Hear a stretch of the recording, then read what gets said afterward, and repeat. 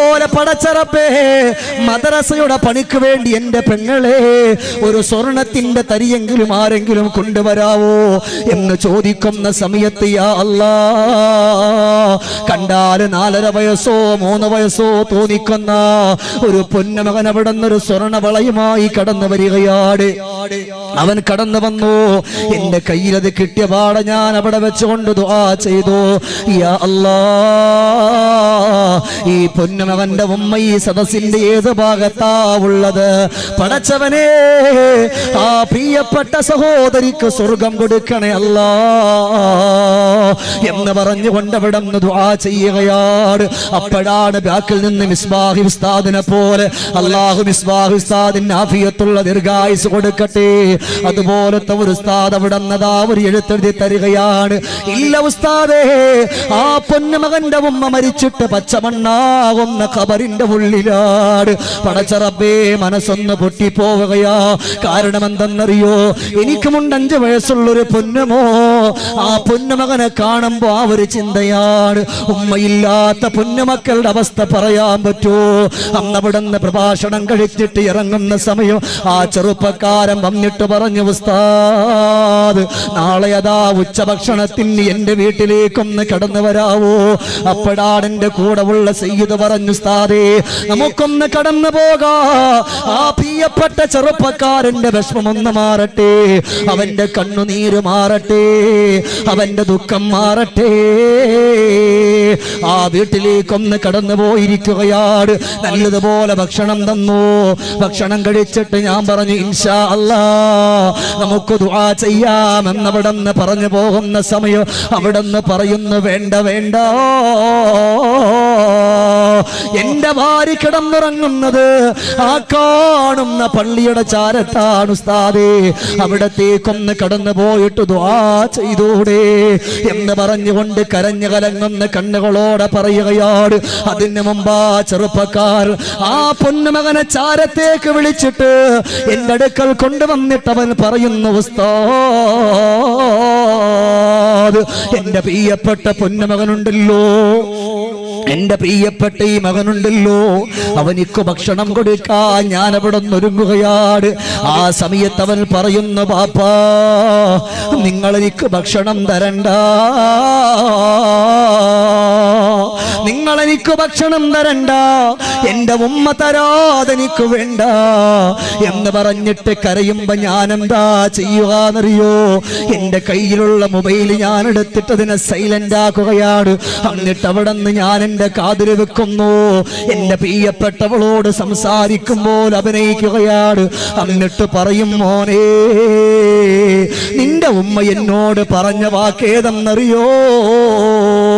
നീ ഭക്ഷണം കഴിച്ചാലേ നിന്റെ ഉമ്മ വരുമെന്നാ പറഞ്ഞിട്ടുള്ളത്.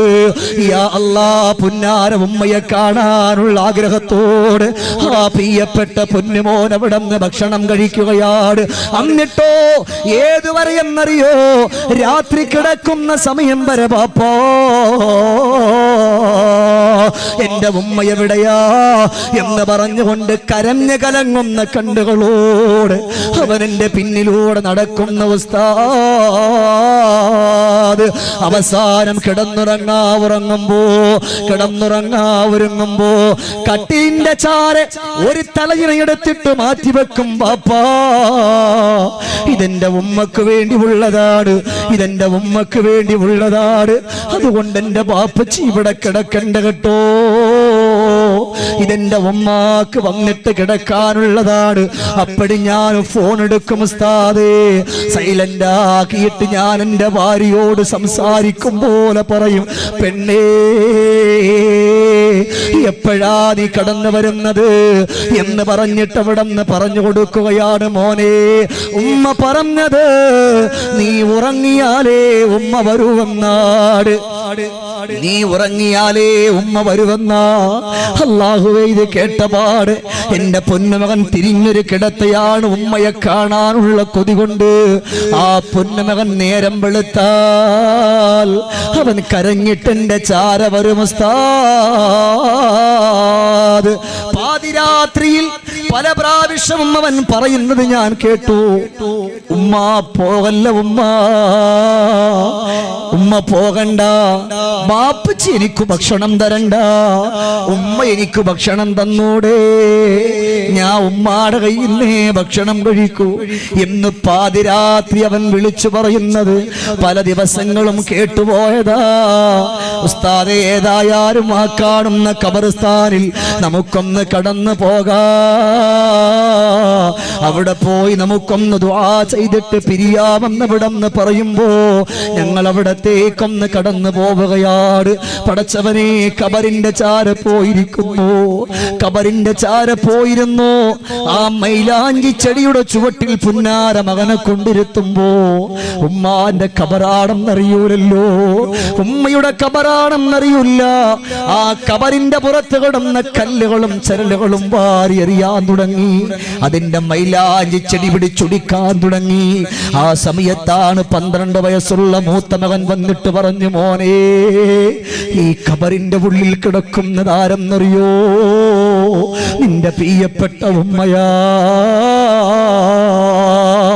അവനെ കൊന്നു മറിഞ്ഞോടെങ്കിലും അവിടെ വെച്ചവൻ കരഞ്ഞു, ഉമ്മാ ഉമ്മാ എന്ന് പറഞ്ഞുകൊണ്ട് വേദനയോടവൻ കരയാൻ തുടങ്ങുകയാണ്. പടച്ചവനേ,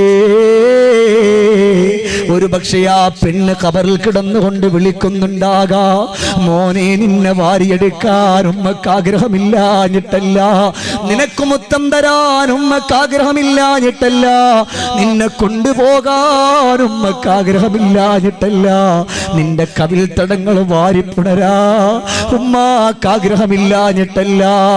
എന്റെ പ്രിയപ്പെട്ടവരെ, ആ കരയുന്ന പൊന്നുമകനെ കണ്ടിട്ട് സഹിക്കാൻ കഴിയാതെ ആ പ്രിയപ്പെട്ട ചെറുപ്പക്കാരാ പൊന്നുമകനെ ചുമക്കുകയാണ്. വാരിയെടുത്തിട്ട് കൊണ്ടു നടക്കുമ്പോഴാ അല്ലാഹുവേ, വിജനമായി കിടക്കുന്ന ഖബർസ്ഥാനിലേക്ക് നോക്കിയിട്ടവൻ വിളിക്കുന്നു, ഉമ്മാ ഉമ്മാ ഉമ്മാ എന്ന് പറഞ്ഞുകൊണ്ടവൻ കരയുന്നത്. പെങ്ങളെ, നമുക്കത് സഹിക്കാൻ പറ്റോ? അതുകൊണ്ടാണ് മഹദിയായ ഫാത്തിമ ബീവി റളിയല്ലാഹു തആല അൻഹ ആ വന്ന വയസ്സായ ഉമ്മയോട് പറയുന്നു, ഉമ്മാ, നിങ്ങളാ ഏതൊരു കാര്യം ശരിയാകണോ, ഏതൊരു കാര്യം ശരിയാകണോ, ആ ശരിയാകണമെന്നുണ്ടെങ്കിൽ എന്റെ പ്രിയപ്പെട്ട ഉമ്മ മരണത്തെ പറ്റിയുള്ള ഓർമ്മ വേണമെന്ന് അവിടെന്ന് പറഞ്ഞു കൊടുത്തത് ലോകത്തിന്റെ രാജകുമാരന്റെ പ്രിയപ്പെട്ട പൊന്നുമോളെ സയ്യിദത്തുൻ നിസാ ബീവി ഫാത്തിമ. പടച്ചവനെ, നിങ്ങൾക്ക് പറയാൻ പറ്റോ, ഇന്നിവിടുന്ന് പ്രഭാഷണം കഴിഞ്ഞിട്ട് നാളത്തെ പ്രഭാഷണത്തിന്റെ സദസ്സിലെത്താൻ പറ്റുമെന്ന്? അല്ലാഹുവേ, നാളെ വരക്കൽ മക്കാമിലാ എനിക്ക് പ്രഭാഷണമുള്ളത്, അവിടത്തേക്ക് എത്താൻ പറ്റുമെന്ന് ഷമീർ ദാരിമിക്ക് ഉറപ്പില്ലല്ലോ. ഇവിടെ ഇരിക്കുന്ന ഒരാൾക്കും ഉറപ്പില്ല, ഇവിടുന്ന് ജീവനോടെ തന്റെ ഇടത്തോട് എഴുന്നേറ്റ് പോകുമെന്ന് പറയാ. എന്റെ ചുറുചുറുക്കുള്ള ചെറുപ്പക്കാരാ, നമുക്കൊന്ന് കഴിയോ? ഇത് ഫാത്തിമ ബീവി റളിയല്ലാഹു അൻഹയാണ് പറയുന്നത്. അതുകൊണ്ട് ഉമ്മ, ഓരോ ദിവസവും മനസ്സിന്റെ ഉള്ളിൽ പടച്ചവനെ, വൈകുന്നേരത്തേക്ക് ഞാനില്ല അല്ലാ, നേരം വെളുക്കുമ്പം ഞാനില്ല അല്ലാ, ഈ ഒരു ചിന്തയോടുകൂടിയാ കടന്നു പോകുന്നതെങ്കിൽ ഈമാനിന്റെ മാധുര്യം അവരുടെ മനസ്സിലുണ്ടാകുമെന്ന് അവിടെന്ന് പറഞ്ഞത്. ബീവിയെ, തരുണീമണിയേ, ബീവി ഫാത്തിമ. ഉറക്കെ പറയ്, ബീവി ഫാത്തിമ റളിയല്ലാഹു അൻഹ.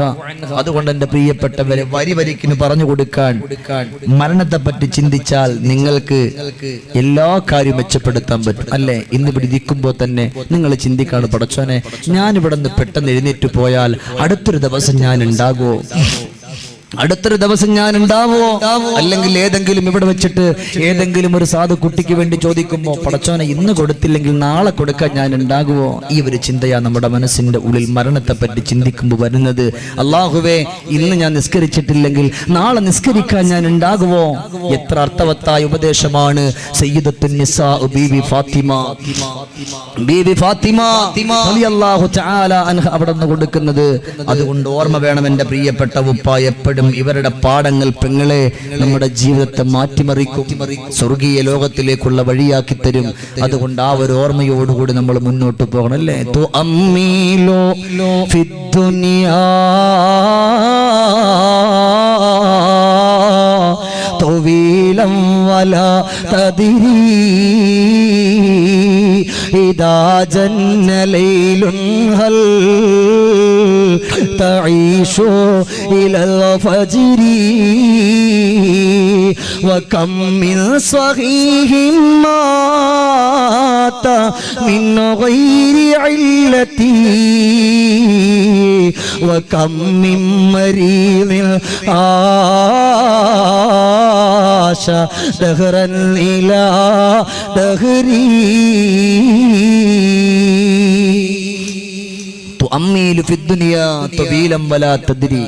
ഈ ദുനിയാവിന്റെ പുറത്ത് കാലാകാലം ജീവിച്ചിരിക്കുമെന്ന് നീ വിചാരിക്കുന്നുണ്ടോ? കൂട്ടുകാരാ, ചെറുപ്പക്കാരാ, ഇന്നിവിടുന്ന് വയല് കഴിഞ്ഞിട്ട് നീ ഇവിടെ എഴുന്നേറ്റ് പോകുമെന്ന് വിചാരിക്കുന്നുണ്ടോ? ഇല്ല.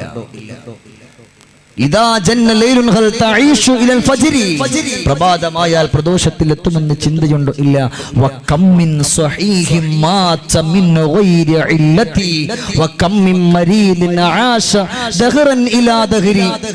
രോഗങ്ങളില്ലാത്ത എത്ര ആളുകൾ പെട്ടെന്ന് മരിച്ചു.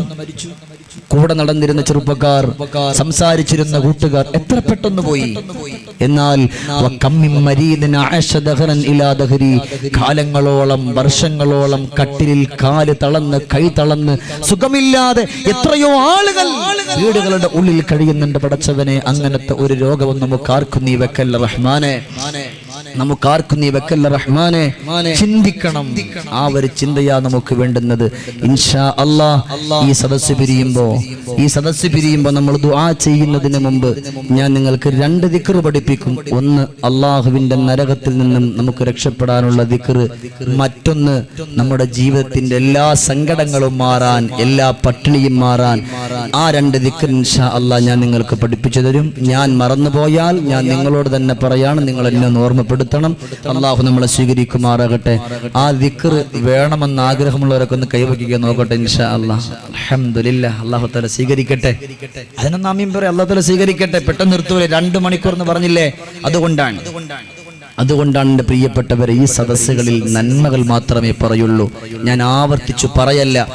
നിങ്ങളിനി പറയരുത് ഉസ്താദിന് ഒരുപാട് ആവർത്തന വിരക്തി. അങ്ങ് അതിനു വേണ്ടില്ല, മനസ്സിലാക്കാൻ. ഒന്ന്, ഫാത്തിമ ബീവിന്റെ ഉപദേശമാണ്, സാധുക്കളെ സഹായിക്കണം നിങ്ങളുടെ കയ്യിൽ കഴിയുന്നത് പോലെ. 2 ഒന്ന് പറയും. രണ്ടാമത്തത് അല്ല, ഇങ്ങനെ ഞങ്ങൾ വാദിട്ട് ഇത് മിക്കവാറും മറ്റേ നമ്മുടെ ഉപ്പാപ്പ അമേരിക്ക പോണ കായ് പോയാലും ഒന്ന് പറയും. ജീവിതത്തിൽ അള്ളാഹുവെ നന്മകൾ ചെയ്യേണ്ട എൻ്റെ പ്രിയപ്പെട്ട ഉമ്മമാരെ, നിങ്ങളോടാണ് 2ാമത്തെ ഉപദേശം. അതുകൊണ്ട് നിങ്ങൾക്ക് പിന്നെ ഇത് ചെറിയൊരു ഓർമ്മക്കുറവ് അവർക്കായുണ്ടായിരിക്കും. തൻ്റെ ഭർത്താവിൻ്റെ ആഗ്രഹങ്ങൾ അറിയുന്ന പെണ്ണ്, തൻ്റെ ഭർത്താവിൻ്റെ പൊരുത്തത്തോടു കൂടി കഴിയുന്ന പെണ്ണ്, തൻ്റെ ഭർത്താവിൻ്റെ വരവും ചെലവും കണക്കനുസരിച്ച് അതിൻ്റെ ഉള്ളിൽ സന്തോഷകരമായിട്ട് കടന്നു പോകുന്ന പെണ്ണ്, അങ്ങനെയുള്ളൊരു കുടുംബജീവിതം നയിക്കണം. 3 ഈ പറഞ്ഞ കാര്യങ്ങൾ നമ്മുടെ ജീവിതത്തിൽ കൊണ്ടുവരണമെന്നുണ്ടെങ്കിൽ നമ്മുടെ മരണത്തെ പറ്റി ചിന്തിക്കണമെന്ന് പഠിപ്പിച്ചു ബീവി ഫാത്തിമ. ഇത്രയൊന്നും പോരാ ഫാത്തിമ ബീവിക്ക്. ബീവി ഫാത്തിമ, അഴകുള്ള ഫാത്തിമ, അരിമപ്പു ഫാത്തിമ, അല്ലാന്റെ ദൂതരെ പൂമോളു ഫാത്തിമ, അലിയാര് തങ്ങൾക്ക് ഇണയൊത്ത ഫാത്തിമ, അഴകുള്ള ഫാത്തിമ, അരിമപ്പു ഫാത്തിമ, അല്ലാന്റെ ദൂതരെ പൂമോളു ഫാത്തിമ, അലിയാര് തങ്ങൾക്ക് ഇണയൊത്ത ഫാത്തിമ. ഉറക്കെ പറയും ബീവി ഫാത്തിമ. റളിയല്ലാഹു അൻഹ എന്നും പാടുമ്പോൾ ഇന്നിപ്പോൾ ഞാൻ കൊണ്ട് പാടാൻ കഴിയും. ഇന്നലെ എന്തോന്ന് പറ്റി ചെറുതായിട്ട് അങ്ങോട്ട് തൊണ്ടൊക്കെ ഒന്ന് പോയി, ചുമ നല്ല ചുമയാണ്. ഇന്നിപ്പോൾ അൽഹംദുലില്ലാഹ് വലിയ കുഴപ്പമില്ല. നിങ്ങളൊക്കെ ദുആ ചെയ്യണം. ഉണ്ടാവൂല ഇൻഷാ അല്ലാഹ്, ചെയ്യൂലേ ഇൻഷാ അല്ലാഹ്, ചെയ്യൂലേ ഇൻഷാ അല്ലാഹ്. അള്ളാഹു നമുക്ക് ആഫിയത്തുള്ള ദീർഘായുസ് തരട്ടെ. എല്ലാ ദിവസവും ഇങ്ങനെ നിൽക്കണ്ടേ? നിങ്ങളുടെയൊക്കെ ദുആ കൊണ്ടാണ് ഇതുപോലെ ഒരു ദിവസം പോലും മുടങ്ങാതെ ഇങ്ങനെ മൈക്കിന്റെ മുമ്പിൽ ഇരിക്കുന്നത്. നിങ്ങളുടെയൊക്കെ ദുആ കൊണ്ടാണ്. അതുകൊണ്ട് എല്ലാ ഉസ്താദുമാർക്ക് വേണ്ടി, മിസ്ബാഹ് ഉസ്താദിന് സഹിതം എല്ലാ പണ്ഡിതന്മാർക്ക് വേണ്ടി ആഫിയത്തുള്ള ദീർഘായുസിന്റെ ഒക്കെ നിങ്ങളൊക്കെ ദുആ ചെയ്യണം. നമ്മളും ഇൻഷാ അല്ലാഹ് ആത്മാർത്ഥമായിട്ട് ദുആ ചെയ്യും ഇൻഷാ അല്ലാഹ്. നാളെ ശംസുൽ ഉലമാന്റെ ചാരത്ത പ്രഭാഷണം, അവിടെ നിങ്ങളൊക്കെ ഞാൻ ഓർക്കും. അള്ളാഹു നമുക്കൊക്കെ ആഫിയത്തുള്ള ദീർഘായുസ് തരട്ടെ. അള്ളാഹു നമുക്ക് ആഫിയത്തുള്ള ദീർഘായുസ് തരട്ടെ. അതുകൊണ്ട് എൻ്റെ പ്രിയപ്പെട്ട സഹോദരങ്ങളെ, നമ്മളൊന്ന് മനസ്സിലാക്കിയ നമുക്ക് ജീവിതത്തിൽ പാഠം ഉൾക്കൊള്ളാം. ഉറപ്പാണ്, അതിനൊന്നും ഒരു മാറ്റം ഉണ്ടാകില്ല. അതുകൊണ്ട് മരണത്തെ പറ്റി ചിന്തിക്കണം. ഞാൻ ഒരു അനുഭവം കൂടെ ഞാൻ നിങ്ങൾ മുമ്പിൽ ഒന്ന് വെക്കണോ? നിങ്ങൾ പറഞ്ഞാൽ വെക്കില്ലെങ്കിൽ പിന്നെ നിങ്ങൾ പറയാതെ ഇവിടെ നിന്ന് ഞാൻ പോയിട്ട് മൂപ്പരെല്ലാം അനുഭവം മാത്രം പറഞ്ഞിട്ട് പോയെന്ന് വേണമെന്നുള്ളൊരു കൈവയ്ക്ക് നോക്കട്ടെ ഇൻഷാ അല്ലാഹ്. ഒരു അനുഭവം കൂടെ ഞാൻ നിങ്ങളുടെ മുമ്പിൽ പറയാം. അൽഹംദുലില്ലാഹ് താഴ്ത്തിയിടി. എൻ്റെ പ്രിയപ്പെട്ടവർ, മരണമാകുന്ന ഈ ഒരു പ്രതിഭാസത്തെ നമുക്കവിടെ നിന്നൊരു മെച്ചപ്പെടുത്തണ്ടേ? അതിന് സന്തോഷിക്കണം, മരണത്തിന് സന്തോഷിക്കണം. ലാ ഇലാഹ ഇല്ലല്ലാഹ് ചൊല്ലുമ്പോഴാണ് സന്തോഷിക്കുന്നത്, അല്ലാതെ നമുക്ക് സന്തോഷിക്കാൻ പറ്റില്ല. ഒരു കുട്ടി കല്യാണം കഴിഞ്ഞ് 2-3 മാസം കഴിഞ്ഞിട്ടേ ഉള്ളൂ വിദേശത്തേക്ക് പോയി. 2 മാസം കഴിഞ്ഞു, അടുത്ത കൂട്ടുകാരൻ വിദേശത്തേക്ക് അവൻ കടന്നുപോയി. അള്ളാഹുവേ, സ്വന്തമായിട്ടൊരു വീടില്ല, പാവപ്പെട്ടൊരു ചെറുപ്പക്കാരൻ കടന്നുപോയി. അങ്ങനെ പോയിട്ട് 2-3 മാസം, പിന്നെ 2-3-4 കൊല്ലം കഴിഞ്ഞിട്ട് വരാൻ, അതിന്റെ ഇടയിൽ ഈ പോക്കിൽ തന്നെ അള്ളാഹു അവർക്ക് നല്ലൊരു കുട്ടിയെ കൊടുത്തു. നല്ലൊരു ആൺകുട്ടി. അവനിക്ക് 2 വയസ്സ് പ്രായമായി. എന്നിട്ടും ബാപ്പ വന്നിട്ടില്ല പുന്നാര മകനെ കാണാൻ. അങ്ങനെ ഇരിക്കുമ്പോ വിളിച്ചിട്ട് പറഞ്ഞു, അല്ലതാരിമി, ഞാൻ ഇൻഷാ അല്ലാഹ് ഇപ്പൊ നാട്ടിലേക്ക് വരാൻ, ഞാൻ ഇപ്പൊ നാട്ടിലേക്ക് വരാം, മകനൊന്ന് കാണണം. കുട്ടി ഇങ്ങനെ ഫോട്ടോയിലെ കണ്ടിട്ടേ ഉള്ളൂ, അവന്റെ ചിരി ഒന്ന് കാണാൻ ആഗ്രഹമുണ്ട്. എന്റെ എല്ലാ യുവാക്കൾക്കും വേണ്ടി ഞാൻ ഇത് പറയുന്നത്, അവന്റെ ചിരി ഒന്ന് കാണാൻ ആഗ്രഹമുണ്ട്, അവന്റെ സന്തോഷം കാണാൻ ആഗ്രഹമുണ്ട്. പടച്ചവനെ, വേദനയോടുകൂടിയിട്ടാ പ്രിയപ്പെട്ട ചെറുപ്പക്കാരൻ അവിടെ നിന്ന് വിളിച്ചല്ലാ, അവനതാ നാട്ടിലേക്കൊന്ന് കടന്നു വരുന്നു. ഞാൻ പെട്ടെന്ന് പറഞ്ഞു പോകാ. നാട്ടിലേക്കൊന്ന് കടന്നു വന്നിറങ്ങുകയാണ്. നേരം വെളുത്ത മകനെ കാണാനാണ്. വാഹനത്തിന്റെ ഉള്ളിലേക്കൊന്ന് കയറിയിരുന്നിട്ട് ഫോൺ മേടിച്ചിട്ട് വിളിക്കുന്നു. തന്റെ പ്രിയപ്പെട്ട ഭാര്യയെക്കാണ് വിളിച്ചിട്ട് പറയുന്നു, മോളെ, പുന്നാര മകനെ വന്ന് കുളിപ്പിക്കുവോ, അവനെ വന്ന് ഒരുക്കുവോ, അവനിക്ക് നല്ല ഒരു വസ്ത്രം ധരിപ്പിക്കുവോ, അവനെ ആദ്യമായിട്ടൊന്ന് കാണുകയാണല്ലോ, അങ്ങനെ കാണുമ്പോൾ സന്തോഷത്തിന്റെ മുഖമായിട്ട് അവനെ കാണട്ടെ എന്ന് പറഞ്ഞുകൊണ്ട് അവിടെ നിന്ന് ഫോൺ മേടിച്ച് വിളിച്ചിട്ട് വെക്കുകയാ. എന്റെ ഉമ്മ വീടിന്റെ ചാരയത്താ 1 കിലോമീറ്ററേ ബാക്കിയുള്ളൂ. പടച്ചവനെ, അപ്പോഴും അവിടെ നിന്ന് മൊബൈൽ മേടിച്ചിട്ട് വിളിക്കുകയാണ്.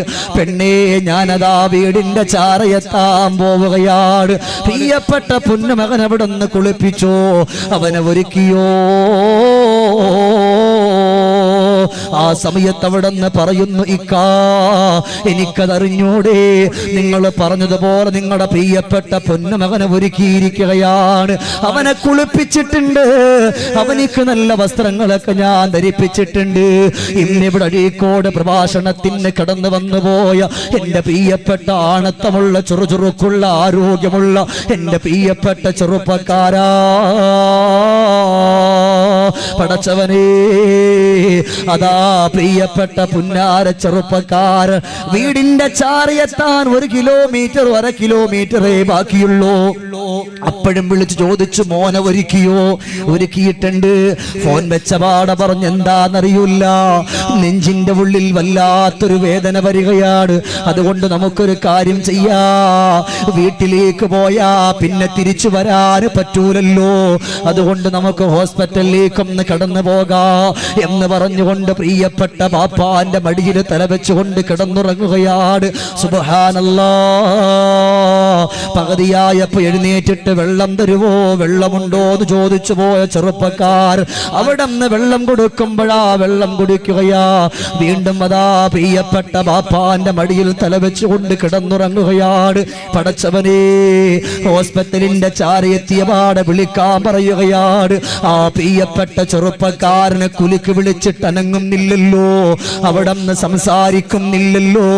മകനെ കാണാൻ വന്നതാണ്, കല്യാണം കഴിഞ്ഞിട്ട് മണിയറയുടെ നറുമണം പോലും വിട്ടുമാറാതെ സുബ്ഹാനല്ലാഹ് വിദേശത്തേക്കൊന്ന് കടന്നുപോയ പൊന്നുമോനാട്, വീടിന്റെ പ്രയാസങ്ങൾ കാരണം പോയ പൊന്നുമകനാ, എന്റെ പ്രിയപ്പെട്ട പൊന്നു ചെറുപ്പക്കാരാ, അവിടുന്ന് കുലുക്കി വിളിച്ചിട്ട് അവിടെ നനങ്ങുന്നില്ലല്ലോ. പടച്ചവനെ, പെട്ടെന്ന് ഡോക്ടറെ കൊണ്ടുവന്ന് കാണിക്കുമ്പോ ഡോക്ടർ അവിടെ നിന്ന് വിധി എഴുതിയെന്തെന്നാണ്,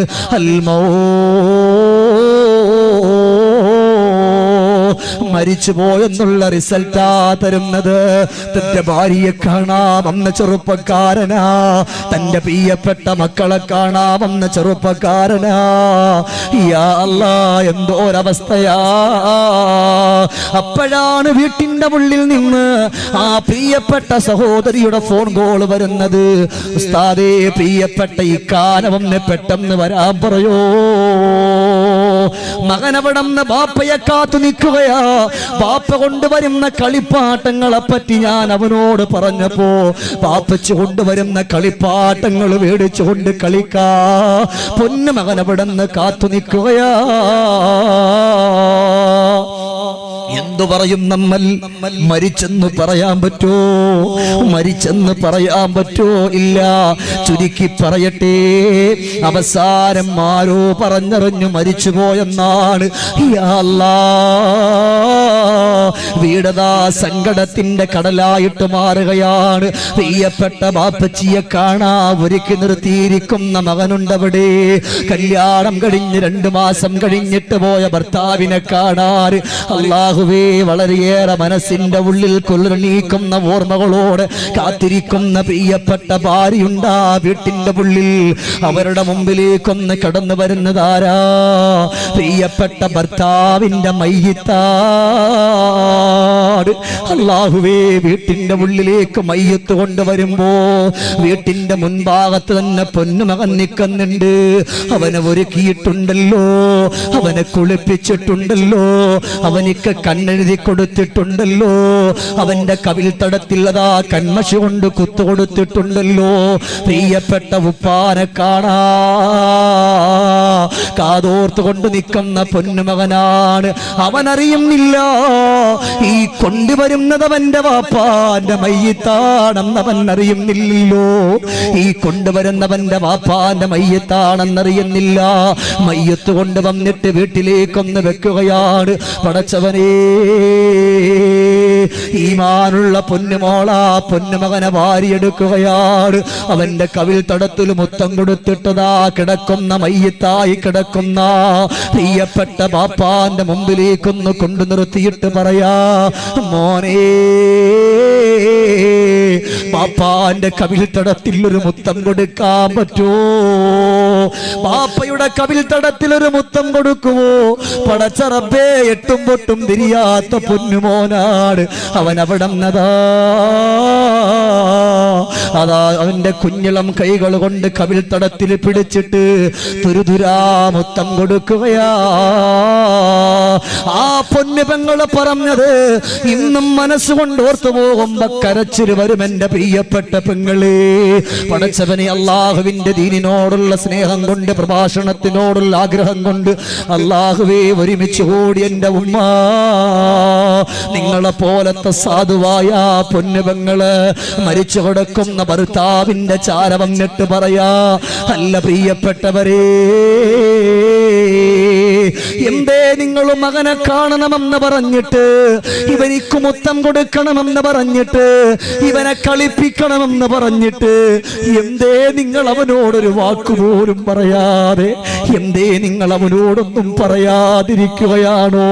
അവനതാ ബാപ്പച്ചി എപ്പ വരുമെന്ന് പറഞ്ഞിട്ട് കാത്തിരുന്ന പൊന്നുമകനാണ്.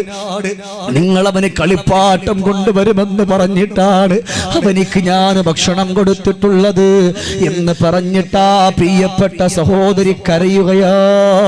അവസാനം ചെറുപ്പക്കാരന്റെ മയ്യത്ത് അവിടെ നിന്ന് പെട്ടെന്നെടുക്കുകയാണ്. അല്ലാഹുവേ, പള്ളിക്കാട്ടിലേക്കൊന്ന് കൊണ്ടുപോകുന്ന സമയം ആങ്ങളയുടെ കയ്യിലതാ 2-2.5 വയസ്സുള്ള പൊന്നുമകനെ എടുത്തു കൊടുത്തിട്ട് പറയാ, ഇവനെ കൂടെ വന്ന് കൊണ്ടുപോകാവോ? മോളെ എന്തിനാ പ്രിയപ്പെട്ട കുഞ്ഞുമോനെ ഖബർസ്ഥാനിൽ കൊണ്ടുപോകുന്നത്? അവിടെ വെച്ചിട്ട് പറയുന്നു, അല്ല, നാളെ എന്റെ പൊന്നുമോന് വളർന്നു വരുമ്പോ ആരെങ്കിലും ബാപ്പച്ചിക്ക് വേണ്ടി എന്ത് ചെയ്തെന്ന് ചോദിച്ചു പോയാൽ ബാപ്പാന്റെ ഖബറിന്റെ പുറത്ത് 3 പിടി മണ്ണ് വാരിയിട്ടെന്നെങ്കിലും ഒന്ന് പറയാൻ അവിടെ നിന്ന് കഴിയുമല്ലോ. അതുകൊണ്ടാ ഈ കുഞ്ഞുമോനെ കൂടെ കൊണ്ടുപോകാൻ അവിടെ നിന്ന് പറഞ്ഞു എന്ന് പറയുമ്പോ, എന്റെ ചെറുപ്പക്കാരാ, അവിടെ കൊണ്ട് കബറടക്കുമ്പോ എല്ലാവരും കൂടി നിൽക്കുകയാണ്. ആദ്യമായിട്ട് അവിടെ നിന്ന് പിടിമണ്ണി വാരിയിടാ ആളുകൾ മുന്നോട്ട് വരുമ്പോഴാണ് ആ സഹോദരിയുടെ സഹോദരൻ പറഞ്ഞു, നിക്കണേ, 1 മിനിറ്റ് നിക്കണേ എന്ന് പറഞ്ഞിട്ട് 2.5 വയസ്സുള്ള പൊന്നുമകനെ കൊണ്ടുവരികയാണ്. പടച്ചവനെ, അവന്റെ കുഞ്ഞിളം കൈകൾ കൊണ്ട് പാപ്പാന്റെ ഖബറിന്റെ പുറത്ത് പിടിമണ്ണ് വാരിയിടുമ്പോ അവനിക്കതൊരു കളിയായിട്ടാ തോന്നിയത്. എന്റെ പാപ്പ മരിച്ചിട്ട് ആ പാപ്പയുടെ ഖബറിന്റെ പുറത്താണ് പിടിമണ്ണ് വാരിയിടുന്നത് എന്നറിയൂല. അവനവിടെ നിന്നതാ പിടിമണ്ണ് വാരിയിട്ട് കൊണ്ടേയിരിക്കുകയാണ്. അങ്ങനെ എല്ലാം കഴിഞ്ഞിട്ട് വീട്ടിന്റെ ഉള്ളിലേക്കൊന്ന് കടന്നു വന്നു. 3-4 ദിവസങ്ങൾ കഴിയുമ്പോ ഒരു പേസ്പോർട്ട് പെട്ടി, ആ പെട്ടി അവിടെ നിന്ന് കൂട്ടുകാർ കൊണ്ട് ആ സഹോദരി ഏൽപ്പിച്ചു. ആ പെട്ടി തുറന്നപ്പോഴല്ല, അത് മുഴുവനും കളിപ്പാട്ടങ്ങൾ നിറച്ചു വെച്ചിരിക്കുകയാണ്. ആ സഹോദരി പറയുന്നു, പടച്ചോനെ, ഈ കൊണ്ടുവന്ന കളിപ്പാട്ടത്തിൽ ഒരെണ്ണമെങ്കിലും എടുത്തിട്ട് എന്റെ പൊന്നുമോന്റെ കയ്യിലൊന്ന് കൊടുക്കാ. എന്റെ പ്രിയപ്പെട്ടവനിക്ക് കഴിഞ്ഞില്ലല്ല അല്ലാ.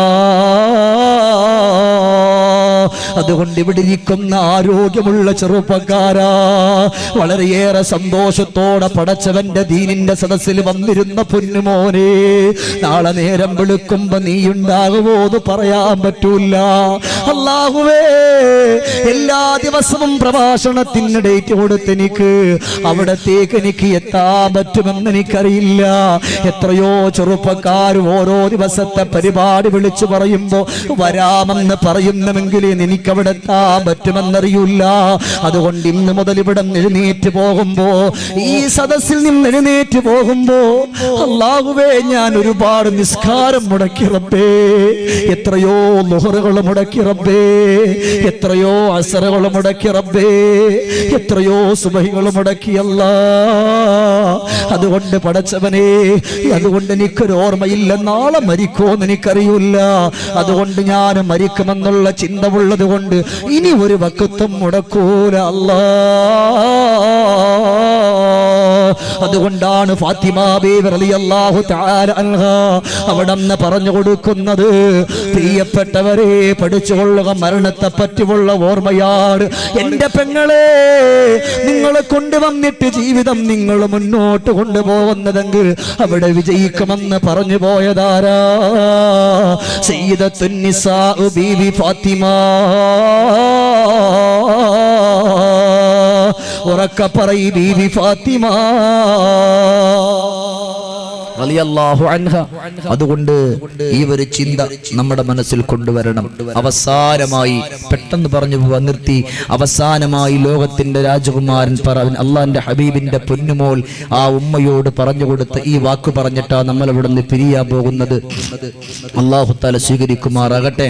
ഇതൊക്കെ പറ, അല്ലാഹു തആല സ്വീകരിക്കട്ടെ. സമയം ഒരുപാടായൊന്നും എനിക്കറിയില്ല. ഇൻഷാ അല്ലാഹ് ചുരുങ്ങിയത് ഈ ഉള്ള ഒരു കാര്യം കൂടെ ഒന്ന് പറഞ്ഞ് നമുക്ക് ഇൻഷാ അല്ലാഹ് വിഷയം പൂർത്തിയാക്കണം. അതിന് ഒരു 15 മിനിറ്റ് ഞാൻ നിങ്ങളുടെ അനുവാദം ചോദിക്കും. ഇത്രയും നേരം എന്റെ സമയമായിരുന്നു. ഇനി നിങ്ങളോട് ഞാനിപ്പോ ചോദിക്കാം, ഒരു 15 മിനിറ്റ് ഇൻഷാ അല്ലാഹ് പറയാവോ?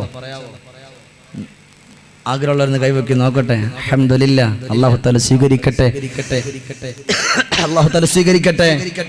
അല്ലാഹു അർഹമായ പ്രതിഫലം നൽകി അനുഗ്രഹിക്കുമാറാകട്ടെ. അപ്പൊ 3-മത് പറഞ്ഞത് മരണം, 4-മത് പറഞ്ഞു ഉമ്മ. നിങ്ങൾ ഉമ്മയാണ്. ഫാത്തിമ ബീവിന്റെ ചോദ്യം അങ്ങനെ തന്നെ കിതാബ് രേഖപ്പെടുത്തുന്നുണ്ട്. ഉമ്മ, നിങ്ങൾ ഉമ്മയാണ്, നിങ്ങൾക്ക് നിങ്ങളുടെ ഉമ്മാന്റെ പൊരുത്തമുണ്ടോ? നിങ്ങൾക്ക് നിങ്ങളുടെ ബാപ്പയുടെ പൊരുത്തമുണ്ടോ? നിങ്ങളുടെ ഉമ്മയുടെയും ബാപ്പയുടെയും പൊരുത്തം നിങ്ങൾക്കുണ്ടോ? സുബ്ഹാനല്ലാഹ്, എത്ര അർത്ഥവത്തായ ഒരു ഉപദേശമാണ്. എന്നിട്ട് ചോദിച്ചു, ഉമ്മ, നിങ്ങളുടെ ആഗ്രഹം അല്ലാഹുവിന്റെ സ്വർഗ്ഗാണോ? അതേ ഫാത്തിമ, എന്റെ മനസ്സിന്റെ ഉള്ളിലുള്ള ആഗ്രഹം അല്ലാഹുവിന്റെ സ്വർഗ്ഗാണ്, പടച്ചവന്റെ സ്വർഗ്ഗമാണ്. ആ സ്വർഗ്ഗത്തിലേക്ക് പോകുവാനാണ് ഞാൻ ആഗ്രഹിക്കുന്നത്. എന്നിട്ട് ഫാത്തിമ ബീവി ചോദിച്ചു, ഇത്രയും നാൾ ഉമ്മ നിങ്ങൾ നിസ്കരിച്ച നിസ്കാരം അല്ലാഹു സ്വീകരിച്ചോ? നിങ്ങളുടെ നോമ്പ് അല്ലാഹു സ്വീകരിച്ചോ? ഈ ചോദ്യമാണ് നമുക്കും നമ്മുടെ മനസ്സിനോട്. ഈ വിഷയം ഞാൻ പറയുമ്പോൾ നിങ്ങളും കൊണ്ടുവരണം. അല്ലാഹുവേ, ഇത്രയും നാൾ ഞാൻ നിസ്കരിച്ച എന്റെ നിസ്കാരം നീ സ്വീകരിച്ചിട്ടുണ്ടോ പടച്ചവനെ? എന്റെ നോമ്പ് നീ സ്വീകരിച്ചിട്ടുണ്ടോ പടച്ചവനെ? അവസാനം പറഞ്ഞു കൊടുക്കാൻ മാതാവിന്റെ പിതാവിന്റെ പൊരുത്തമാണ് വേണ്ടുന്നത്. ഉമ്മ, ഞാൻ എന്റെ ഉപ്പാക്ക് വേണ്ടി, എന്റെ ഉപ്പക്ക് വേണ്ടി എന്റെ സമയം മുഴുവനും ഞാൻ ചിലവഴിച്ചിട്ടുണ്ട് ഉമ്മ. അതുകൊണ്ട് ഉമ്മാന്റെ ബാപ്പാന്റെ പൊരുത്തത്തോടു കൂടിയുള്ള ഒരു ജീവിതം കൂടി നിങ്ങൾക്ക് വേണം. ഇല്ല എന്നുണ്ടെങ്കിൽ പരാജയമാണ് ഉമ്മ. അങ്ങനെ പറഞ്ഞുകൊണ്ടിരിക്കുമ്പോഴാണ് 4 മക്കൾ, ഈ ഉമ്മയുടെ 4 മക്കൾ ഉമ്മാനെ തിരക്കിയിട്ട് കടന്നു വരുന്നത്. ഈ 4 മക്കളും കൂടെയാണ്, ഈ ഉള്ള 4 മക്കൾ കാരണത്താലാണ് ഈ ഉമ്മ വീട്ടിൽ നിന്ന് ഇറങ്ങി വന്നത്. കാരണം ഈ 4 മക്കളും എപ്പോഴും വഴക്കാവും ഉമ്മയോട്. ഉമ്മയോട് എപ്പോഴും വെറുപ്പാണ്. ഉമ്മ എന്ത് പറഞ്ഞാലും കേൾക്കില്ല. അങ്ങനെ ഇരിക്കുമ്പോഴാണ് ഫാത്തിമ ബീവി റളിയല്ലാഹു അൻഹ ഉമ്മ പറഞ്ഞു, ഓ ഫാത്തിമ, എന്റെ ഈ മക്കളോടൊന്ന് പഠിപ്പിച്ചു കൊടുത്താൽ മതി, അത് മതി എനിക്ക് എന്ന് പറഞ്ഞിട്ട് കൊടുക്കുമ്പോ അവരെ വിളിച്ചിരുത്തുകയാണ് ഫാത്തിമ ബീവി റളിയല്ലാഹു തആല അൻഹാ. സുബ്ഹാനല്ലാഹ്, ഞാൻ അവസാനിപ്പിക്കുകയാണ്. ഫാത്തിമ ബീവി റളിയല്ലാഹു തആല സന്തോഷത്തോടു കൂടിയിട്ട് പറഞ്ഞു കൊടുക്കുകയാണ്, സഹോദരിമാരേ, നിങ്ങൾ ഇന്ന് ളുഹർ നിസ്കരിച്ചവരാരാ? 4 പേര് ഒരുപോലെ കൈ ഉയർത്തുകയാണ്. അടുത്ത ചോദ്യം ഫാത്തിമ ബീവി റളിയല്ലാഹു അൻഹയുടെ ചോദ്യം, എന്നാ നിങ്ങളെ കാരണത്താലാണോ നിങ്ങളുടെ ഉമ്മ വീട്ടിൽ നിന്നിറങ്ങിയത്? അതേ ഫാത്തിമ ബീവിയോട് കളവ് പറയൂല. അതേ ഫാത്തിമ ആ സമയത്ത് അവിടെ നിന്ന് പറയുകയാണ്, എന്നാൽ നിങ്ങളുടെ ളുഹർ അല്ലാഹു സ്വീകരിച്ചിട്ടില്ല. ഇന്നതാ ഈ ഉമ്മാന്റെ കാൽക്കൽ വീണുകൊണ്ട് പൊരുത്തം ചോദിക്കുക. എന്റെ പ്രിയപ്പെട്ട ചെറുപ്പക്കാരാ, ഇന്ന് ആ ഒരു ചോദ്യം ഉത്തരവും നമുക്ക് കൂടെ വേണ്ടിയാണ് ഇന്ന് ഈ പ്രഭാഷണത്തിന്റെ സദസ്സിലേക്കൊന്ന് കടന്നിരിക്കുന്ന നിങ്ങളും ഇഷ്ടപ്പെടാത്ത, നിങ്ങളെപ്പോലെ കാണാൻ ചുറുചുറുക്കില്ലാത്ത, നിങ്ങളെപ്പോലെ സന്തോഷമില്ലാത്ത, പടച്ചവനെ ശരീരത്തിനതാ നല്ലതുപോലെ വൃത്തി ഒരു പക്ഷേ കാണൂല്ല, അങ്ങനെ ഉള്ള ഉമ്മമാര് ഈ സദസ്സിലുണ്ടോ? ഇന്ന് രാത്രി ഇവിടെ നിന്ന് പ്രഭാഷണം കഴിഞ്ഞിട്ട് നമ്മൾ പിരിയുമ്പോ അവിടത്തേക്കൊന്ന് കടന്നു പോയിട്ട് അവരുടെ കാൽക്കൽ വീട് പൊരുത്തം ചോദിക്കണം. എന്റെ പ്രിയപ്പെട്ട യുവത്വമേ, പടച്ചറബേ, ഓർക്കാൻ പറ്റോ? ആ ഉമ്മ ഉള്ളപ്പോഴും ഉമ്മാന്റെ വില നമുക്ക് മനസ്സിലാക്കാൻ പറ്റോ? യാ അല്ലാ, അവരുടെ പൊരുത്തത്തോടു കൂടിയാണ് കടന്നു പോകുന്നതെങ്കിലോ പടച്ചവന്റെ സ്വർഗത്തിന്റെ ഉള്ളിൽ സന്തോഷകരമായി കടന്നു പോകാമെന്നാണ്. വൽ ഖബറു മുനിസാ വഅല സിറാത്തി ദലീലാ വഅലൽ ഹശരി റഹീമാ. പടച്ചവനെ, സിറാത്തും മുസ്തഖീമുൽ മിന്നൽ വേഗത്തിൽ കടന്നു പോകാൻ കഴിയുമെന്നാണ്. അങ്ങനെ പോകണോ?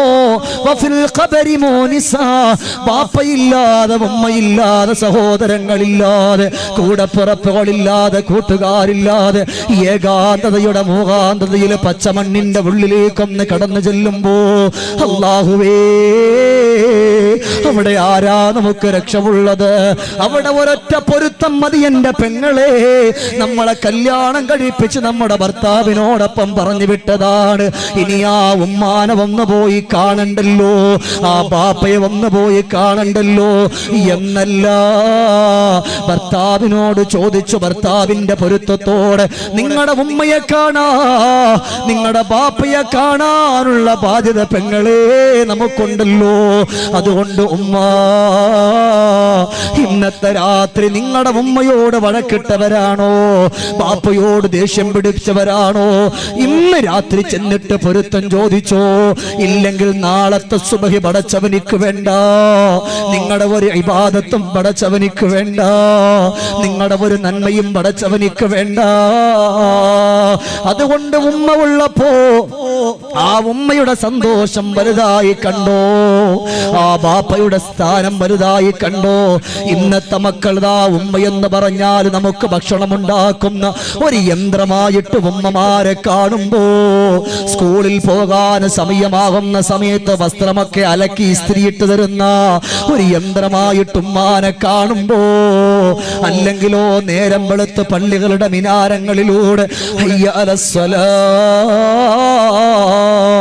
എന്നുള്ള ബാങ്കിന്റെ ധ്വനിയൊന്ന് മുടങ്ങി കേൾക്കുമ്പോ നിങ്ങൾക്ക് വേണ്ടിയിട്ട് പാറ ചുമക്കാനും അതുപോലെ കടലിന്റെ തിരമാലകളെ കീറി മുറിച്ചുകൊണ്ട് മത്സ്യബന്ധനത്തിന് പോകാനും ഉള്ള ഒരു യന്ത്രമായിട്ട് ബാപ്പായെ കണ്ടോ. എന്നാ നമുക്ക് രക്ഷയില്ല ചെറുപ്പക്കാരാ. കണ്ണുള്ളപ്പോ കണ്ണിന്റെ വിലയറിയില്ല. വീട്ടിന്റെ ഉള്ളിൽ വയസ്സാകട്ടെ, താടി നരച്ചവരാകട്ടെ, കാൽമുട്ട് വേദനിച്ചവരാകട്ടെ, മോനെ നിങ്ങളുടെ ഉമ്മ അവിടെ ഉണ്ടോ, നിങ്ങളുടെ ബാപ്പയുണ്ടോ? ആ വീട് സ്വർഗമാണെന്ന് പഠിപ്പിച്ചത് ഫാത്തിമ ബീവിയാണ്. ഫാത്തിമ ബീവി എവിടെന്നാ ഇത് പറഞ്ഞത്? ഒരിക്കലും കളവ് പറയാത്ത മദീനത്തിന്റെ രാജകുമാരാ. ഞാൻ നിർത്തുകയാ, ഉറക്കെ ചൊല്ലിക്കോ. മദീനത്തിന്റെ രാജകുമാരാ നബിയുനാ മുഹമ്മദുർ റസൂലുള്ളാഹ്.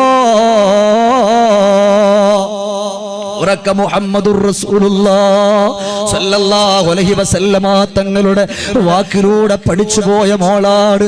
അതുകൊണ്ട് ഞാൻ ചുരുക്കി പറയാണ്, ചൊല്ലുക, കാൽക്കൽ വീഴുക, പൊട്ടിക്കരയുക, പൊരുത്തപ്പെടുവിക്കുക. പ്രിയപ്പെട്ടവർ, ഇതുപോലെ ഒരു പ്രഭാഷണത്തിന് കടന്നു വരുമ്പോഴാണ് ഒരു ചെറുപ്പക്കാരൻ കണ്ടിട്ട് പറഞ്ഞു, ഉസ്താദേ 2 മിനിറ്റ് സമയം എനിക്കൊന്ന് തരാവോ? ഞാൻ ചോദിച്ചെന്താ പൊന്നുമോനെ പറഞ്ഞുകൊള്ളുക. ആ സമയത്ത് അവനതാ പറയുകയാണ്, ഉസ്താദേ എന്റെ ഉമ്മ എന്നെ പഠിപ്പിച്ചു വലുതാക്കിയതാണ്. എനിക്ക് സ്വന്തമായിട്ട് എനിക്കൊരു വീടില്ല. എന്റെ ബാപ്പ ചെറുപ്പത്തിലേ മരിച്ചു പോയത് കൊണ്ട് അനാഥ മകനായി, ബാപ്പയില്ലാത്ത മകനായി വളർന്നു വന്നപ്പോ എന്നെ നോക്കിയതെന്റെ ഉമ്മയാ. എത്രയോ രാത്രികളിൽ എനിക്ക് വേണ്ടി ഭക്ഷണം തന്നിട്ട് അവിടുന്ന് പട്ടിണി കടന്നു പോയ എന്റെ ഉമ്മയാ. ഉസ്താദേ പല ദിവസങ്ങളിലും വാടക വീട്ടിൽ കിടക്കുന്നത് കൊണ്ട് എന്റെ പ്രിയപ്പെട്ട ഉമ്മാനെയും എന്നെയും അവിടുന്ന് പലരും പറഞ്ഞു വിട്ടതാ. അങ്ങനെ ഒരു വേള ഞാൻ സ്കൂൾ വിട്ട് വരുമ്പോ എന്റെ ഉമ്മാനെ മറ്റുള്ളവര് വാടക വീട്ടിൽ നിന്ന് വാടക കൊടുക്കാനില്ലാതെ ഇറക്കി നിർത്തുമ്പോ ആ നാട്ടിലുള്ള നല്ലൊരു മനുഷ്യൻ, നല്ല നിസ്കാര തഴമ്പുള്ളൊരു മനുഷ്യൻ, ഹാജിയാരാ, അദ്ദേഹം പറഞ്ഞു, മോനെ ഞാൻ ഒരു വീട് തരാം, പക്ഷേ അതിന് വാതിലുകളില്ല. നിങ്ങൾ വാതിലുണ്ടാക്കിയിട്ട് ആ വീട്ടിലൊന്ന് കിടന്നോ. ഞാൻ ആ വീട്ടിലേക്കൊന്ന് പോയി എന്റെ ഉമ്മായുമായി. പടച്ചവനേ, അതിന് വാതിലില്ലാത്തത് കൊണ്ട് അരിയും സാധനങ്ങളും കൊണ്ടുവരുന്ന ചണച്ചാക്ക് അവിടുന്ന് വലിച്ചു കീറിയിട്ട് അതാ വാതിലിന്റെ മുൻവശത്ത് തൂക്കിയിട്ടിരിക്കുകയാണ്. കല്ലെടുത്ത് വെക്കും. പാതിരാത്രിയായ നായ്ക്കള് പോലും അതിന്റെ ഉള്ളിൽ കടന്നു വരും. പടച്ചോനെ, പല ദിവസങ്ങളിലും എന്റെ ഉമ്മ ഉറങ്ങിയിട്ടില്ലല്ലോ.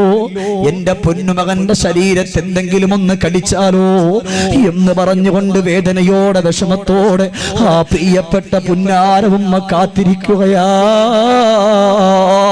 ഞാൻ വളർന്നു ഉസ്താദേ, എന്റെ ഉമ്മ എന്നോട് എനിക്കതാ നല്ലൊരു ജോലി ഒപ്പിച്ചു തരാമെന്ന് പറഞ്ഞ് ജോലിക്ക് പോകുന്ന വീട്ടിൽ നിന്ന് എനിക്കൊരു നല്ലൊരു വിസ ഒപ്പിച്ചു. എന്നെ പറഞ്ഞു വിടാൻ പോകുമ്പോഴും ആ വാടക വീട്ടിൽ ചണച്ചാക്ക് വലിച്ചു കീറി കെട്ടിയിട്ടുള്ള വാതില്, ആ മറച്ചു കിടക്കുന്ന വാതിലിലാണ് ഞാൻ ഇറങ്ങിപ്പോകുന്നത്. എന്റെ ഉമ്മ അവിടെ തനിച്ചാണ്. ഓർക്കുമ്പോഴും മനസ്സ് പൊട്ടുകയാണ്. എന്നോട് ഞാൻ പോകുന്ന സമയത്ത് കരഞ്ഞു കലങ്ങുന്ന കണ്ണുകളോടെ പ്രിയപ്പെട്ട ഉമ്മ കെട്ടിപ്പിടിച്ചു മുത്തം തന്നിട്ട് പറയാ, പെട്ടെന്ന് ഉമ്മച്ചിക്കൊരു വീടിന്റെ പൊന്നുമോൻ ഉണ്ടാക്കി തരണം. നല്ല ഒരു അടിച്ചുറക്കുള്ള കൊണ്ടൊരു വാതിലുണ്ടാക്കണം, അതിന്റെ ഉള്ളിൽ മോനും എനിക്കും ഒന്ന് കിടക്കണം എന്ന് പറഞ്ഞെന്റെ ഉമ്മ എന്നെ പറഞ്ഞു വിടുമ്പോ അല്ലാഹുവേ 2-3 കൊല്ലങ്ങൾ നിന്നു. ആകപ്പാടെ ഉസ്താദേ 3 സെന്റ് വസ്തു ഞാൻ മേടിച്ചു. ആ 3 സെന്റ് വസ്തുവിൽ ഞാൻ കുറേശ്ശെ വീടുണ്ടാക്കി. നല്ലൊരു വീട് പണിത് ഉള്ള വസ്തുവിൽ നാളെ എന്റെ വീടിന്റെ പാല് കാച്ചാ എന്റെ വീട്ടിലേക്ക് ഞാൻ കടന്നു വരികയാണ്. എന്റെ ഉമ്മ എന്നെ കാത്തിരിക്കുന്നുണ്ട്. എന്റെ ഉമ്മ എന്നോട് പറഞ്ഞത്, മോനെ ആദ്യം ഈ വീട്ടിന്റെ ഉള്ളിൽ ആരുണ്ടെങ്കിലും എനിക്ക് പ്രശ്നമില്ല. ഈ വീട്ടിന്റെ ഉള്ളിൽ ആദ്യം ഖുർആനും പിടിച്ച് കയറുന്നത് നിന്റെ ഉമ്മയാണ് മോനെ എന്ന് പറഞ്ഞു പോയ എന്റെ ഉമ്മയാണ്. ഞാൻ അവിടെ നിന്ന് എയർപോർട്ടിൽ വന്നിറങ്ങി ഉസ്താദേ, എന്റേതായിട്ടുള്ള കൂട്ടുകാരന്റെ മൊബൈലിലേക്ക് പെട്ടെന്ന് കോള് വന്നൊന്ന് പെട്ടെന്ന് വരാവോ? ഞാൻ എന്റെ വീട്ടിലേക്ക് അതാ ഓടിച്ചെല്ലുമ്പോഴാണ് ട്യൂബ് ലൈറ്റുകളൊക്കെ കെട്ടിയിട്ടുണ്ട്, എന്റെ പുതിയ വീട് ഒരുങ്ങിയിട്ടുണ്ട്. ഞാനന്ന് മനസ്സുകൊണ്ട് സന്തോഷിച്ചു. റബ്ബേ, ഇങ്ങനെ ഒരു അടിച്ചിറക്കുള്ള വീട് കാണാൻ എത്ര കൊതിച്ചതാണ്. സുബഹിന്റെ സമയമായി വരികയാ. ഉമ്മാനെ പോയി കണ്ടിട്ട് കെട്ടിപ്പിടിച്ച് മുത്തം കൊടുത്തിട്ടൊന്ന് കൊണ്ടുപോകാ എന്ന് പറഞ്ഞിട്ടതാ എന്റെ കൂട്ടുകാരൻ എന്റെ കൈ പിടിച്ചിട്ട് എന്നെ കൊണ്ടുപോകുമ്പോ അല്ലാഹുവേ, അതാ വാടക വീട്ടിന്റെ ഉള്ളിലല്ലെങ്കിലും അതാ അദ്ദേഹം തന്ന ആ വീട്, അതിനെ അതാ കീറി മുറിച്ചിട്ടുള്ള വീട്, അതിന്റെ ഉള്ളിൽ എന്റെ ഉമ്മാനെ വെള്ളത്തുണി കൊണ്ട് പുതപ്പിച്ചിട്ട് അവിടെ കിടത്തിയിരിക്കുകയാ. എന്റെ ഉമ്മയുടെ ശരീരം അവിടുന്ന് റൂഹില്ലാത്ത ശരീരം അവിടുന്ന് കിടക്കുകയാ. പടച്ചവനെ, ബാങ്ക് കേൾക്കാൻ പോവുകയാണ്. അവിടുന്നതാ പള്ളികളുടെ മിനാരങ്ങളിലൂടെ ബാങ്കിന്റെ ധ്വനിയൊന്ന് മുഴങ്ങി കേൾക്കുമ്പോ എന്റെ ഉമ്മ ഖുർആൻ പിടിച്ചിട്ട് വീട്ടിൽ കയറാനുള്ളതാ. തെറ്റാണോ എനിക്കറിയൂല്ല ഉസ്താദേ. ഞാൻ അവിടെ എന്റെ വീടിന്റെ പാല് കാച്ചു മുടക്കിയിട്ടില്ല. എന്റെ ഉമ്മയെ കൊണ്ടുപോകുന്നതിന് മുമ്പ് അവിടെ ഞാൻ എന്റെ ഉമ്മാന്റെ കരങ്ങളിൽ ഞാൻ ഖുർആൻ അവിടെ കൊണ്ടുവച്ചു. അവിടെ താക്കോല് വെച്ചു. ആ ഖുർആനും എടുത്തുകൊണ്ട് ഞാൻ എന്റെ വീട്ടിലേക്ക് വന്നു. വാതിൽ തുറന്നു. വാതിൽ തുറന്നിട്ട് ഞാൻ എന്റെ കൂട്ടുകാരോട് പറഞ്ഞു, കൂട്ടുകാരാ, ഉസ്താദെ തെറ്റാണെങ്കിൽ ക്ഷമിക്കണം കേട്ടോ, പൊറുക്കണം. എനിക്കറിയാത്തത് കൊണ്ടാണ്. എന്റെ ഉമ്മാടെ മയ്യത്ത് ഞാൻ അവിടെ നെടുപ്പിച്ചു. ഈ വീട്ടിന്റെ ഉള്ളിലേക്ക് എന്റെ പാല് കാച്ച് നടക്കുന്ന വീടിന്റെ ഉള്ളില് ഞാനൊന്ന് കൊണ്ടു കിടത്തി. ഉസ്താദ്, തെറ്റൊരുപാടന്ന് സംഭവിച്ചു. ഞാൻ എന്റെ ഉമ്മയോടെന്താ പറഞ്ഞു എന്നറിയോ? എന്റെ കൂട്ടുകാരോടൊക്കെ മാറി നിൽക്കാൻ പറഞ്ഞിട്ട് 2 വാതിലും ഞാൻ അടച്ചു. ഉസ്താദ്, ഞാൻ എന്റെ ഉമ്മാന്റെ മയ്യത്തിന്റെ ചാറ് പോയി ആ കവിൾത്തടത്തിൽ കെട്ടിപ്പിടിച്ചു മുത്തം കൊടുത്തിട്ട് പറഞ്ഞു, ഉമ്മാ, നിങ്ങളല്ലേ പറഞ്ഞു പോയത് നല്ല അടച്ചൊരു വീട്ടിന്റെ ഉള്ളിൽ കിടക്കണമെന്ന്. ഉമ്മാ, എല്ലാ വാതിലും ഞാൻ അടച്ചിട്ടുണ്ട്. ഈ മകനോടൊപ്പം ജീവിക്കാൻ എന്റെ ഉമ്മ ഇല്ലല്ലോ ഉമ്മ. ഉസ്താദേ, ആ ഉമ്മാന്റെ മയ്യിത്ത് അവിടെ നിന്ന് കൊണ്ടുപോകുമ്പോ എന്റെ മനസ്സ് പിടഞ്ഞു ഉസ്താദ്. അതുകൊണ്ട് എന്റെ പ്രിയപ്പെട്ട ചെറുപ്പക്കാരാ, മഹദിയായ ഫാത്തിമ ബീവി റളിയല്ലാഹു അൻഹ പറയാ, ജീവിച്ചിരിക്കുന്ന മാതാവിന്റെ പിതാവിന്റെ പൊരുത്തം പേടിച്ചോ, വിട പറഞ്ഞ ബാപ്പാന്റെ ഉമ്മാന്റെ പൊരുത്തം പേടിച്ചോ. ഇന്നവരെത്ര ആളുകളാണ് മരിച്ചിട്ട് കബറിന്റെ ഉള്ളിലുള്ളത്. അതുകൊണ്ട് നീ സദസ്സ് വിടന്ന് പിരിയാൻ പോവുകയാണ്. ഈ സദസ്സ് വിടന്ന് പിരിയാൻ പോവുകയാ എന്ന് പറയുമ്പോ ഞാൻ നിങ്ങളോട് പറഞ്ഞിട്ട് അവസാനിപ്പിക്കുന്നത്, ഫാത്തിമ ബീവി റളിയല്ലാഹു അൻഹ ആ വന്ന 4 മക്കളോട് പറഞ്ഞു, മക്കളെ, നിങ്ങളുടെ ഉമ്മക്ക് വേണ്ടി എന്തെങ്കിലും ഒന്ന് ചെയ്യോ. ആ സമയത്താണ് മൂത്ത പെണ്ണവിടന്ന് കയ്യിലുള്ള സ്വർണങ്ങളൂരി ഫാത്തിമ ബീവിന്റെ കയ്യിൽ കൊടുത്തിട്ട് പറയാ, ഫാത്തിമ, ഇത് ഏതെങ്കിലും ഒരു സാധുവായ പെൺകുട്ടിക്കൊന്ന് കൊടുക്കണേ ഫാത്തിമ.